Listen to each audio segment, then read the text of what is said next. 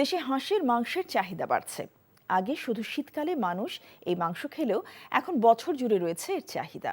দেশের বিভিন্ন এলাকায় গড়ে উঠেছে হাঁসের মাংসের হোটেল।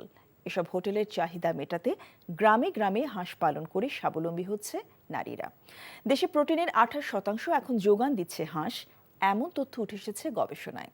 রাজশাহী থেকে সমর সাজুর রিপোর্ট, ক্যামেরায় ছিলেন শরীফুজ্জামান রয়েল। রাজশাহীর পবা উপজেলার মরমরিয়ায় হাঁসের মাংসকে কেন্দ্র করে গড়ে উঠেছে একাধিক হোটেল। সারা বছর এসব হোটেলে ভোজন রসিকদের ভিড় লেগেই থাকছে। শুধুমাত্র হাঁসের মাংসকে ঘিরে এখন এ ধরনের হোটেল গড়ে উঠেছে সারা দেশে, শহর থেকে গ্রামে। এমনকি শহরের অভিজাত রেস্তোরাঁয়ও এখন মিলছে হাঁসের মাংস। প্রতিটা হোটেল মিলে দেখা যাচ্ছে আপনার প্রতিদিন না হলেও তো 500 হাঁস লাগে। প্রতিটা হোটেলেও যদি 7 জন করে হয়, দেখা যাচ্ছে না হলেও 100 মানুষের এখানে কাজের শ্রমিক একটা তৈরি করার এখানে একটা ব্যবস্থা করা হয়েছে। রাজশাহী বিশ্ববিদ্যালয়ের প্রাণীবিদ্যা বিভাগের গবেষণায় দেখা গেছে ৩-৪ বছর আগেও দেশে প্রোটিনের মোট চাহিদার 10% কম যোগান দিত হাঁস। এখন তা বেড়ে হয়েছে 28%।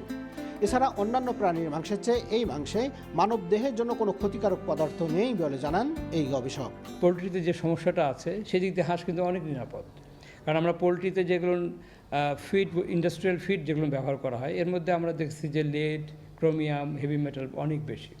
আর যেহেতু হাঁস ন্যাচারাল ফুডের উপর ডিপেন্ড করে, প্রাকৃতিক থেকে খাদ্য গ্রহণ করে বেশিরভাগ ক্ষেত্রেই, তো সেইখানে এই ধরনের অনিরাপদ জিনিসগুলো ব্যবহৃত হয় না। চাহিদা বেড়ে যাওয়ায় সারা দেশে হাঁস পালনে বিশেষ উদ্যোগ নিয়েছে পল্লী কর্ম সহায়ক ফাউন্ডেশন PKSF। তাদের কারিগরি ও আর্থিক সহযোগিতায় রাজশাহীতে গ্রামীণ নারীদের মাঝে হাঁসের বাচ্চা সরবরাহ ছাড়াও প্রয়োজনীয় সহায়তা দিচ্ছে শতফুল বাংলাদেশ নামের একটি সংস্থা। তাদের প্রচেষ্টায় এখন হাঁস পালন করে স্বাবলম্বী হচ্ছে নারীরা। হাঁসের মাংসকে শুধুমাত্র কেন্দ্র করে বা এটার উপর নির্ভর করে বেশ কিছু বাজার তৈরি হয়েছে। আমরা ব্যাপক মানুষের সাড়া পেয়েছি এবং প্রচুর উদ্যোক্তা সৃষ্টি হয়েছে। আমার সংসারের আয় উন্নতি হয়, আমার একটা বাচ্চাকে লেখাপড়া করায়। প্রাইভেটের টাকা লাগলে একটা হাঁস বেচে অমনি প্রাইভেটের টাকা দেওয়া হয়, বাচ্চা তুলা বিক্রি করা হয়, ডিম বিক্রি করা হয়, বাড়িতে খাওয়া হয়। হাঁসের নতুন নতুন জাত উদ্ভাবনে কাজ করছে প্রাণী সম্পদ বিভাগ। এতে একদিকে যেমন মাংসের চাহিদা পূরণ হবে, অন্যদিকে হাঁস পালন করে স্বাবলম্বী হবে গ্রামীণ নারীরা। Samar Saju, NTV news, Rajshahi. Bundle থাকলে প্রতি সেনমানিতে টাকা বাঁচবে। বিকাশ সেনমানি বান্ডেল কিনে জিতুন প্রতি লেনদেনে।